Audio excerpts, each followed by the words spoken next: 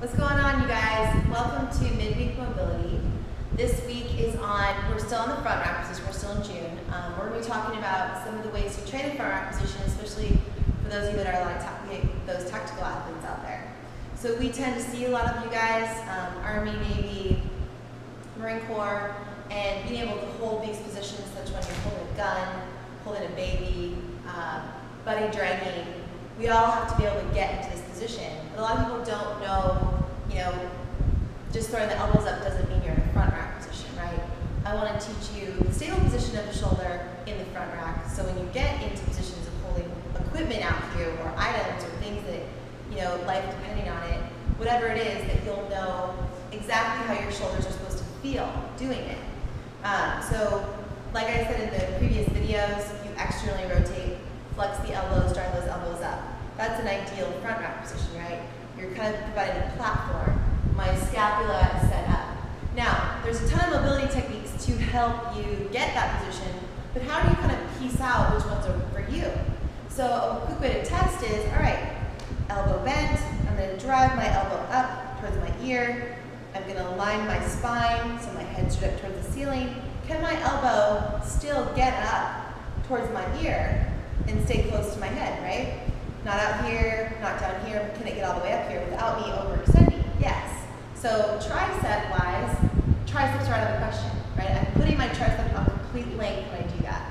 If my triceps are short, even my lats is going to look like this. So a mobility technique that Dr. Starrett talks about, put your elbow in here, go ahead and take your arm out here, get nice and set in the spine, and you can work on a little muscle action, muscle dynamic. Try to drive the elbow down, relaxing, pushing a little bit deeper into that overhead position, right? But that's also, that overhead position is going to help you in that front rack position too.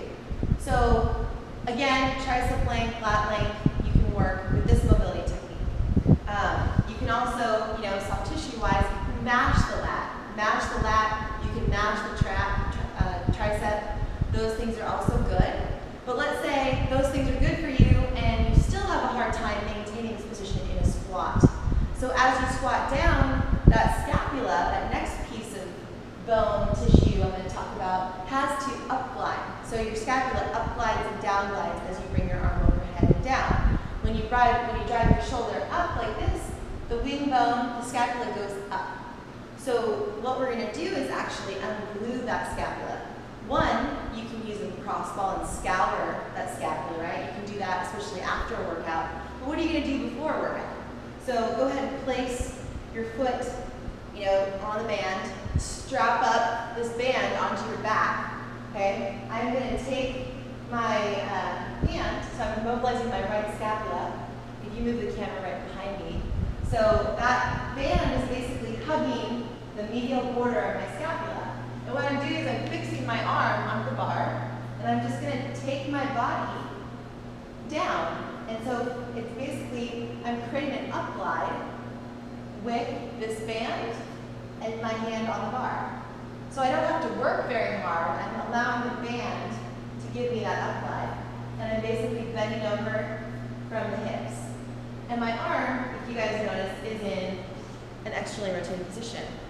So that will also help get that, look at the difference already in just my front rack, right? In doing a little bit of upglide work, a little bit of tricep work for me, which I didn't necessarily need, but that upglide work of my scapula really helped me just see a difference in the way I have my front rack position. So those are some techniques that you can do. But if you think about it, like how are you gonna, those are great and all, but how are you gonna train that position too? Once you have the mobility, and you feel really good in it, well, now you're going to apply load to it, so how are you going to train it? Well, straight up front squatting. You want to be good in a front squat. You want to be able to maintain that upright posture all the way down and up through front squat range of motion. But let's say, in life, slow speed strength speed isn't exactly what everyone is going to be able to do.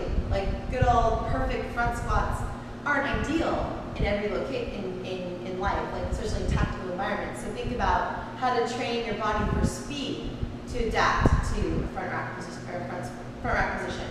So come on over here. When we look at wall ball, right? How do we catch a wall ball? We want to catch a wall ball in a front rack position.